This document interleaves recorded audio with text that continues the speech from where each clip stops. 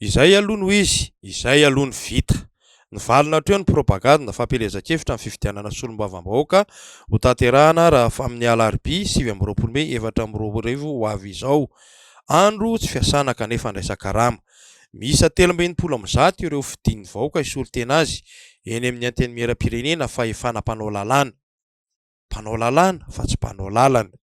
Ny didy aman-dalàna no fitsiphitantanana ny firenena na inona resahana sy atao eto. Raha ny hita aloha amin'ny fiainana amin'izao fotoana izao dia tena mila ezaka be i Madagasikara no fampiarana sy fanajana lalàna. Be loatra ny kabraraka sy ny mandeha ho azy eto. Any amin'ny faratampony izany ka hatrany fotony. Aleo tsy mamita tena, kabraraka no misy eto. Opeidy moramora hoy ny vahiny izay. Miteraka olana sy fifandirana tsy mety tapitra io.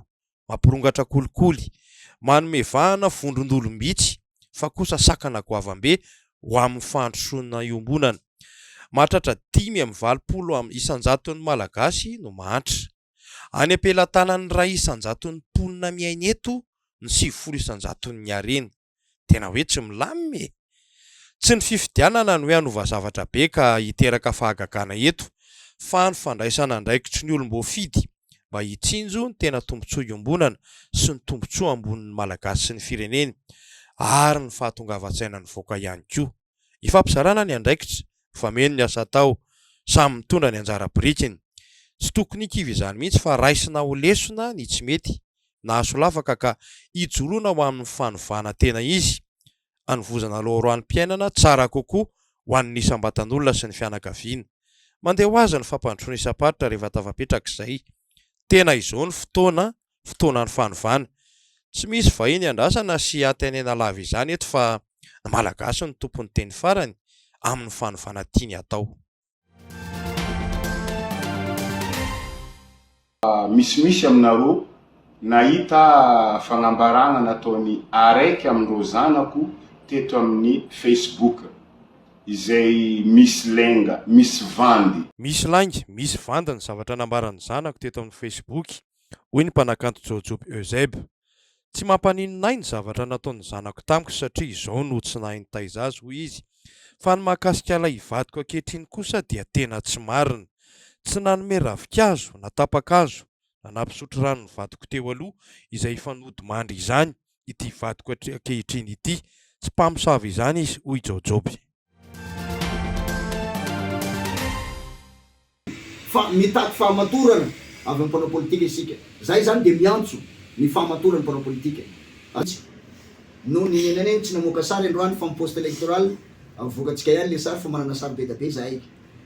Tena le candidat sy ilay mpanaraka azy mihitsy no manao an'ilay akanjo ohatrany hoe mbola fifidianana filohan'ny repoblika no atrehintsika amin'izao fotoana zao. Zay zany ny zavatra misy amina distrika maro eto amin'ny nosy. Nanao fanaraha-maso tamin'ny distrika 10 manerana ny Madagasikara ny KMF fanabeazana olom-pirenena eo anatrehana ny fiatrehana ny fifidianana ataony 9 Mey 2024 lasa ho avy izao.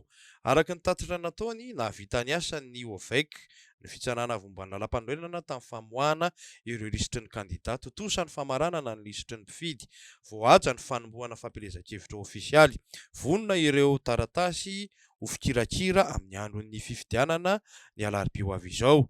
Ankilany anefa toa misy ny fampisehoan'ireo kandida ny marika ahafantarana ny filoham-pirenena izay filohan'ny malagasy rehetra, anarana, akanjo, sary, hira sy ny teny filamatra samihafa izay ampiasaina ihany koa rehefa manatanteraka fitsidiam-paritra izy. Fampiasa moa ny fitenenana hoe kandidam-panjakana mandritra ny fampelezan-kevitra. Eo ihany koa ny fampiasana herisetra amin'ny endriny rehetra, fampiarana ny fahefam-panjakana, fanerena mivantana na ankolaka ny mpiasam-panjakana, resaka fitsinjarana vola, fitaovana sy ny sisa. Milaza ity firaisamonim-pirenena ity fa samy nanao izay saim-patany izay hafa ny nandritra ny fotoana mialoha sy fisokafana ofisialy ny fampelezan-kevitra ny rehetra. Ry olom-pirenena miverina aminao indray zao ny fahafahana isafidy hifidy sy anendry izay isolo vavanao eny amin'ny antenimieram-pirenena koa mijoroa fahefanao izany. Sahia makalesony député mpanao lalàna fa tsy mpandany lalàna, na mandray baiko ho mpanangatanana fotsiny no ilaina. Solombavamboaka entitra amin'ny fanarahamaso ny asan'ny mpanatanteraka ka tsy hikatsaka afa-tsy ny tombotsoan'ny vahoaka malagasy.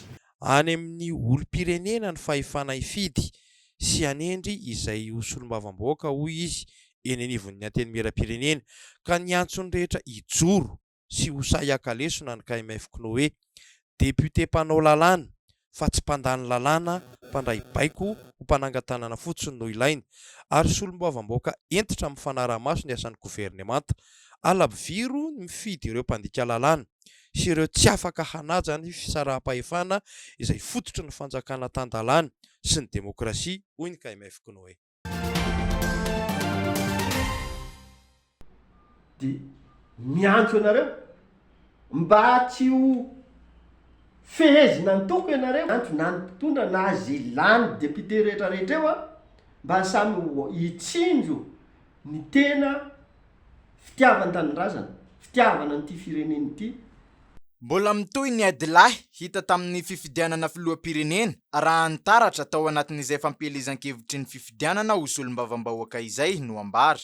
Hoy ny mpandalina ny fomban-drazana sady iray aman-dreny ara-drazana Josephin Andriandrainarivo.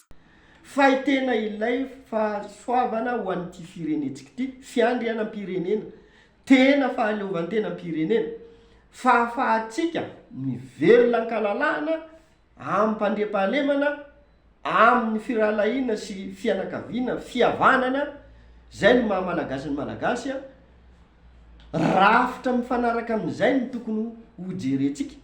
Mbola tsy izao mihitsy hoy izy ilay azo antoka fa hitondrantsika amin'ny tena fanovana marina ahatongavana amin'ny atao hoe fanarinan-kasina ny firenena. Tsy maintsy hifidy anefa moa isika hoy izy, tsy maintsy hifidy anefa isika ka dia ho hiteo ny toyiny.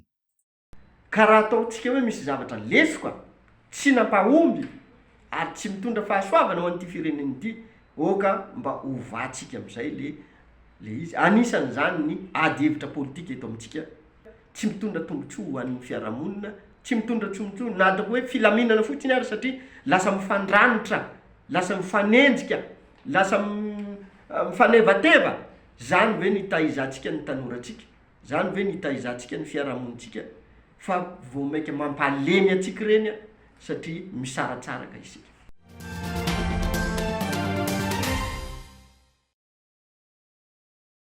Aza mionona amin'izay ambaran'ny olona fa midina mihitsy fotony dia aroviny vatonao na dia Jesosy aza no miteny. Hoy ny mpampakateny ankapobeny voamiram-pirenena mahaleo tena misahana ny fifidianana na ny CENI Soava Andriamaro Tafika. Ny antoka ahafahana mahazo fifidianana madio sy mangarahara kely rehetra dia miankina ny fandraisan'ny olom-pirenena tsirairay ny andraikiny sy ny adidiny. Tsy vitan'ny fanotsahana vato manao ny safidy fotsiny hoe kandida A na kandida B na kandida D no arotsako fa manara-maso an'iny voka-pifidianana atao amin'ny teny iny. Alohan'izay azo atao koa ny manara-maso ny lisy-pifidianana izay nambara hoe tomomba natao anatin'ny fikarakarana azy na le fanavaozana isa-taona zany. Dia ny fanaraha-maso zavatra amin'ny ankapobeny zany ny fototra iorenan'ny fahafahan'ny olona milaza fa tena madio le izy. Amin'ny enona maraina amin'ny fahavalo amby roapolo ny volana May raha ampitso talata zany dia tsy tokony hisy intsony ny fampielezan-kevitra. Inona moa ireo fampielezan-kevitra tsy tokony hisy intsony? Famoriam-bahoaka voalohany indrindra, ny fanentanana anaty haino aman-jery, ny fametrahana peta-drindrina sy ny sisa tsy tokony hisy intsony zany manomboka raha ampitso maraina amin'ny enin'ora. Nampatsiahy ny tokony atao sy ny tsy tokony atao mandritra ny fotoanan'ny 7 May 2024 ny tenany izay andron'ny fifidianana ary nanazavany ihany koa ny fepetra raisin'ny CENI manoloana izay fitarainana maro mikasika ny zavanseho rehetra tao anatin'izay fotoanan'ny fampielezan-kevitra izay. Ny fitarainana tonga eto aminay dia fitarainana ambava fotsiny na miantso atariby hatreto. Nanatona an'ilay olona ny antefan'ilay fanakianana na ilay trango izay raisiko ohatra hoe tamina sekoly ray voararana lalàna fa ny trano-mpanjakana tsy azo anaovana fampielezan-kevitra. Ny sekoly-mpanjakana anankiray nefa nisy kandida anankiray nametraka sary ngeza be dia nalehanay tany tsy mety io zavatra ataonareo fa raha mety aloha dia mba Aitsion dia nanala izy. Dia ny anjaranay amin'ny maha-janvier verbalisateur anay satria namatotra andraikitra ny seny amin'ny maha-janvier verbalisateur ny seny ny firaisan-kina ny collectif dia nandray an-tanana ny fitarainana zay dia nanady zany fipetra takiny ny raha tahaka ireny ilay fanajana ny antsoina hoe zone zoniary-tena zany le droit de la défense. Dia nandefa-tany zay dia namalotra zareo dia mandefa any amin'ny ambaratonga ny vokatrizay fitarainana sy ny valinteny avy amin'ny olona ny antefan'ny fitarainana zay. Zay no andraikitra andraisinay. Zay tsy afaka amin'ny teny hoe ty ny tena tsy maintsy nanao an'ity na ty ny tena tsy maintsy manao an'ity, fa anjaran'ny fahefana mahefa raha ohatra ka tafiditra ao anatin'ny vala famaritana ny antsoina hoe fandikan-dalàna ara-pifidianana na ny infraction électorale le izy. Fa raha vala famaritana ny fandikan-dalàna amin'ny lalàna famaizana kosa na ny infraction de droit commun, ohatran'ireny misy fikasihan-tana na ny ohatray dia ny fitsarana momba ny adeloka amin'ny fanandrifiny manana fahefana momba izay.